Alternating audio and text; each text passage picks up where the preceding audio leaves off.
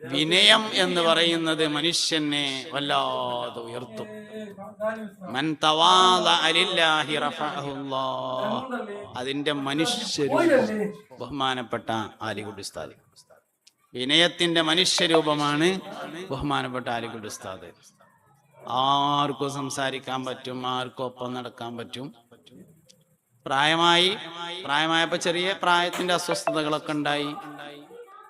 ഉസ്താദിന്റെ യുവത്വം എന്നൊക്കെ പറയണത് അത്ര ഒരു വിനയമുള്ള മനുഷ്യൻ നമ്മളെ ജീവിതത്തിൽ കണ്ടിട്ടുണ്ടാവില്ല. അങ്ങനത്തെ മനുഷ്യൻ, വിനയത്തിന്റെ മനുഷ്യരൂപം എന്ന് പറയാം. അതന്നെയാണ് ഉയർച്ചയുടെ കാരണവും. മുമ്പ് ഞാന് ഒരിക്കൽ പറയണ്ടായി, 20ാമത്തെ വയസ്സിൽ ജന്മനാട്ടിൽ ഖത്തീബും ഖാദിയുമായി. അങ്ങനെയൊക്കെ ഉസ്താദിനെ കണ്ടപ്പോ ഉസ്താദ് അങ്ങനെ പറയലുണ്ട്, 20ാമത്തെ വയസ്സിൽ ജന്മനാട്ടിൽ ഖാദിയും ഖത്തീബുമായി എന്ന് പറയലുണ്ട് എന്ന് പറഞ്ഞു. അത് ഔദ്യോഗികമാണ്. അനൗദ്യോഗികം 17ാമത്തെ വയസ്സിലാണ്. ഔദ്യോഗികം 20ാമത്തെ വയസ്സിലാണ്. അനൗദ്യോഗികമായിട്ട് 17ാമത്തെ വയസ്സ് മുതൽ ജന്മനാട്ടിൽ. ഈ ജന്മനാട്ടിൽ എന്നുള്ളടത്ത് അടിയിലൊരു വരടുണ്ടാണ്. ശരിക്കും കാലിന്റെ അടിയത്തെ മണ്ണ് പോയിട്ട് പിന്നെ തലന്റെ മേലെ കുറെ മണ്ണുണ്ടായിട്ട് എന്താ എന്നുള്ളത്.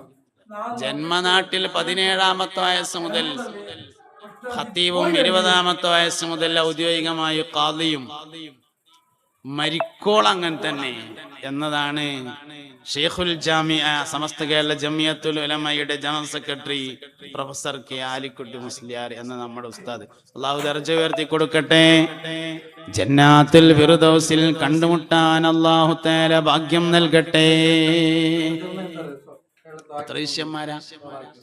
ഒരു മനുഷ്യൻ മരണപ്പെട്ടിട്ട് ആ മനുഷ്യനെ കുറിച്ച് ആളുകൾ നല്ലത് പറയുക എന്നത് അള്ളാഹുവിന്റെ അടുക്കൽ ആ മനുഷ്യൻ സ്വീകാര്യനാണ് എന്നതിന്റെ തെളിവാകുന്നു എന്നതാണ്. ആർക്കെങ്കിലും നല്ലതല്ലാത്ത മറ്റെന്തെങ്കിലും പറയാനുണ്ടോ എന്നതാണ് പ്രശ്നം. ഒന്നും പറയല്ല. നല്ലതല്ലാത്തവർ ഒന്നും പറയാനുണ്ടാവില്ല എന്നതാണ്.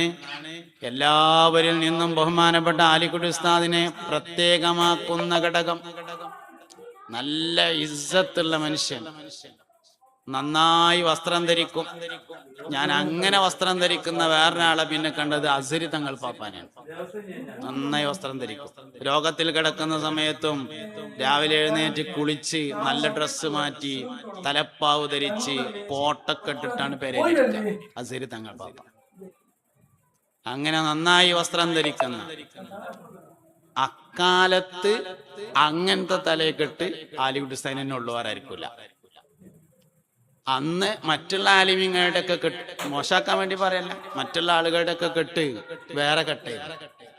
അങ്ങനെ മനോഹരമായൊരു കെട്ട് അക്കാലത്ത് ആലിക്കുട്ടി ഉസ്താദിന് മാത്രമേ ഉള്ളൂ. പിന്നെ പല നിലക്കുള്ള തലകെട്ടുകളൊക്കെ വന്നിട്ടുണ്ടെങ്കിലും അന്നത് ആലിക്കുട്ടി ഉസ്താദിന് മാത്രം അവകാശപ്പെട്ടതാണ്. മനോഹരമായ വാലോടുകൂടിയുള്ള ഗരിമയുള്ള ആ തലപ്പാവ്.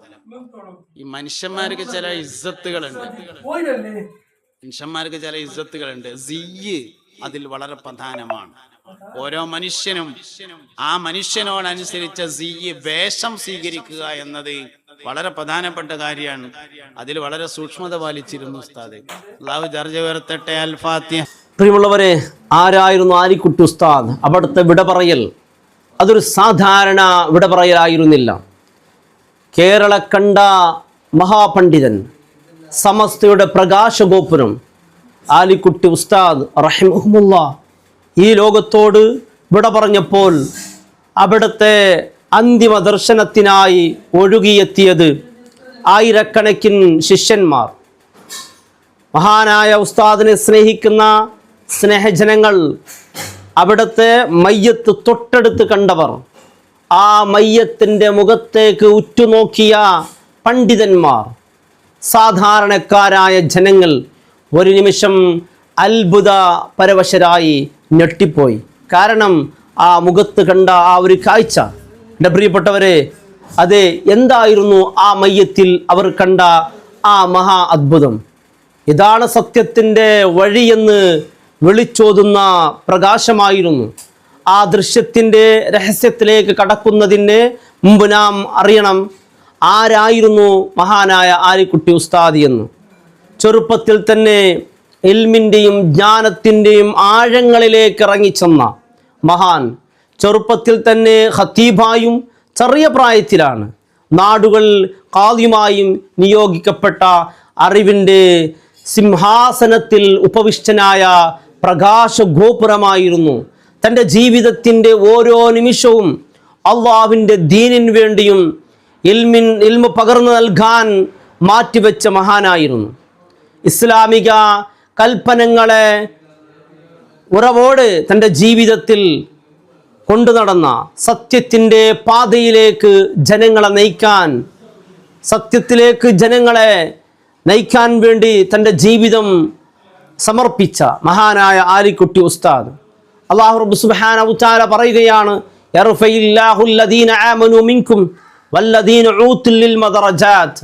നിങ്ങളിൽ നിന്ന് ഈമാൻ കാര്യമാക്കപ്പെട്ടവരെയും അറിവ് നൽകപ്പെട്ടവരെയും അള്ളാഹു ഉന്നതമായ പദവിയിലേക്ക് ഉയർത്തുന്നതാണ് എന്ന്. അതെ, ചെറുപ്പത്തിൽ തന്നെ അള്ളാഹു ഉയർന്ന ദർജയിലേക്ക്, പദവിയിലേക്ക് ആദരിച്ച പണ്ഡിതനായിരുന്നു മഹാനവരുകൾ. ജീവിതത്തിൻ്റെ അവസാന നിമിഷങ്ങളിൽ പോലും അവിടുത്തെ നാവിൽ നിന്ന് പുറത്തു വന്നത് ദീനീ വിഷയങ്ങളും ഉമ്മത്തിൻ്റെ ആകുലതകളുമായിരുന്നു. വഫാത്താകുന്നതിന് തൊട്ടു മുമ്പ് തന്നെ അവിടുത്തെ ചിന്തയും വാക്കുകളും സത്യാസത്യങ്ങളെ വേർതിരിച്ച് കാണിക്കുന്ന മുഖപ്രസംഗങ്ങളും പോലെ ജനങ്ങളിലേക്ക് ഹിദായത്ത് നൽകുകയായിരുന്നു അദ്ദേഹത്തിൻ്റെ ഓരോ വാക്കുകൾ.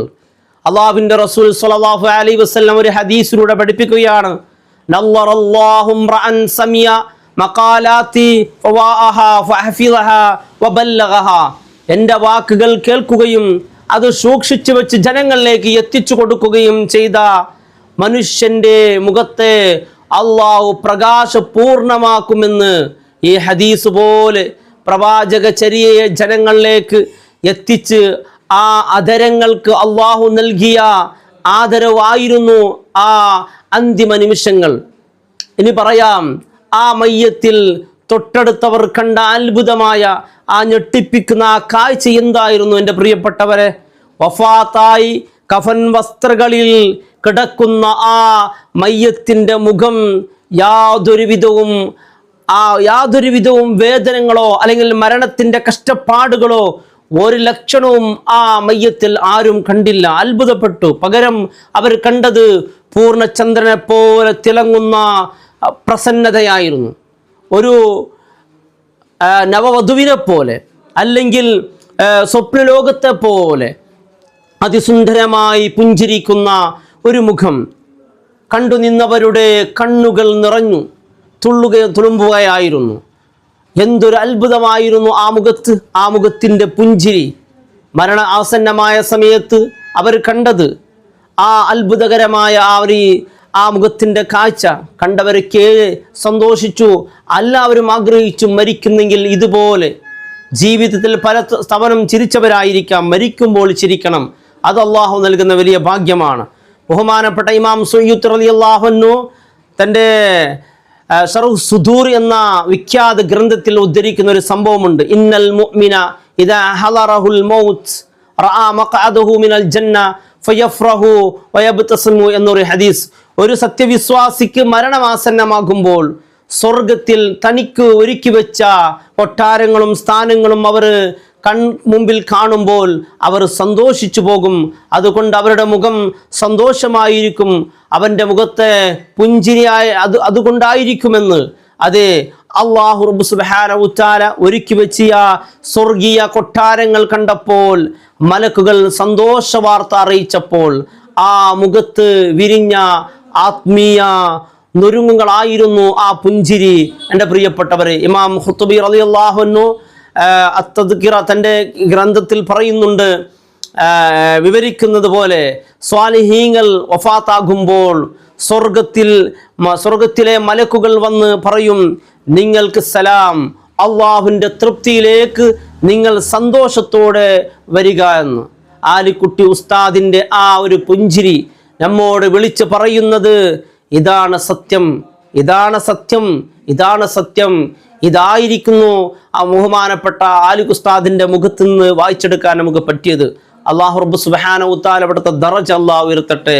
അവിടത്തോടൊപ്പം നാളെ ജന്നാത്തിൽ ഫിർദൗസിൽ ഒരുമിച്ച് കൂടാനുള്ള തൗഫീഖ് അള്ളാഹു നൽകി അനുഗ്രഹിക്കട്ടെ. അസ്സലാമു അലൈക്കും വറഹ്മത്തുള്ളാഹി